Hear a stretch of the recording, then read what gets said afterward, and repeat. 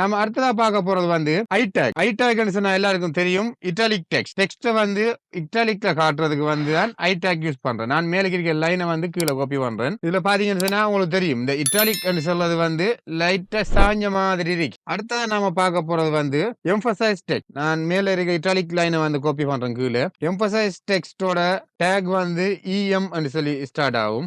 Emphasise வந்து italic மாதிரி தான் இருக்கு. இட்டாலிக் டேக்குக்கும் எம்பசைஸ் டேக்குக்கும் வந்து என்ன வித்தியாசம்னு சொன்னா, இட்டாலிக் டேக் வந்து ஒரு டெக்னிக்கல் டேர்ம டிஸ்ப்ளே பண்றதுக்கு யூஸ் பண்ணுவாங்க. மத்தது வந்து ஒரு வேற மொழியில வேற லாங்குவேஜ்ல இருக்கிற ஒரு வசனத்தை ஒரு சென்டென்ஸ் இல்லாட்டி ஒரு மென்ஷன் பண்றதுக்கு இட்டாலிக் யூஸ் பண்ணுவாங்க. எம்பசைஸ் வந்து என்னதுன்னு சொன்னா நார்மலா அந்த ஸ்கிரீன் ரீடர் சொல்லி ஒன்று இருக்கு. வெப்சைட் கிரியேட் பண்ணக்குள்ள அதை பத்தி படிப்போம். ஸ்கிரீன் ரீடர் சொல்லி ஒன்று இருக்கு. அது வந்து டேக்குள்ள இருக்கிறத வந்து ரீட் பண்றதுக்கு எம்பசைஸ் டேக் வந்து யூஸ் ஆகும். டேக்குக்கும் இஎம் டேக்குக்கும் என்ன வித்தியாசம்னு சொல்லி பார்ப்போம். இது ரெண்டுமே வந்து டெக்ஸ்டையோ அல்லது ஒரு வசனத்தையோ அல்லது ஒரு சொல்லையோ ஸ்டைல் பண்றதுக்கு தான் இதை யூஸ் பண்ணுவாங்க.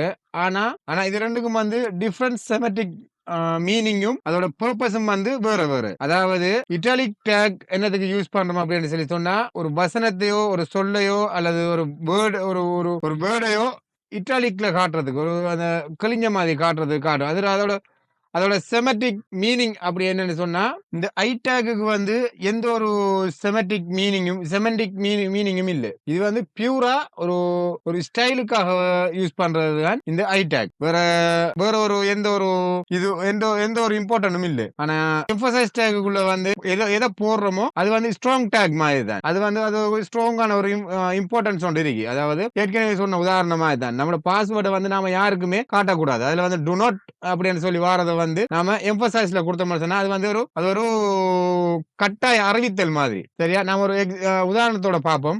இப்ப இதை வந்து பாத்தீங்கன்னு சொன்னா இது ஒரு சாதாரணமான ஒரு பேராகிராஃப். இப்ப இதுல வந்து ஐடாக் என்னதுக்கு யூஸ் பண்றேன்னு சொன்னா வேற ஒரு லாங்குவேஜுக்குரிய சொல்ல நாம வந்து ஐடாக் யூஸ் பண்ணி காட்டலாம். அதாவது இந்த போஞ்சோர் என்று சொல்றது வந்து இந்த வசனம் என்ன சொல்லுதுன்னு சொன்னா போஞ்சோர் என்று சொன்னா பிரெஞ்சுல ஹலோ அப்படின்னு சொல்லி அர்த்தம். சரி, இதை வந்து நாம ஐடாக் யூஸ் பண்ணி காட்டுவோம். இப்ப இதுல வந்து பாத்தீங்கன்னு சொன்னா இந்த விண்டோ பெருசாக்குறேன். இப்ப இதுல வந்து இந்த போஞ்சோர்ங்கிற பிரெஞ்சு வேர்டு வந்து நாம இட்டாலிக் பண்ணி காட்டுறோம். ஏன்னு சொன்னா இது ஒரு இது ஒரு ஆங்கிலம் இல்லை. இது ஒரு பிரெஞ்சு வேர்டுங்கிறதால இதை வந்து நாம இட்டாலிக் பண்ணி காட்டுறோம். அதாவது ஐடாக் வந்து நாம யூஸ் பண்றது வந்து வேற ஒரு மொழி வார்த்தையை மென்ஷன் பண்ணி காட்டுறதுக்கு. அடுத்தது வந்து எம்பசைஸ் பத்தி பார்ப்போம். இப்ப இதுல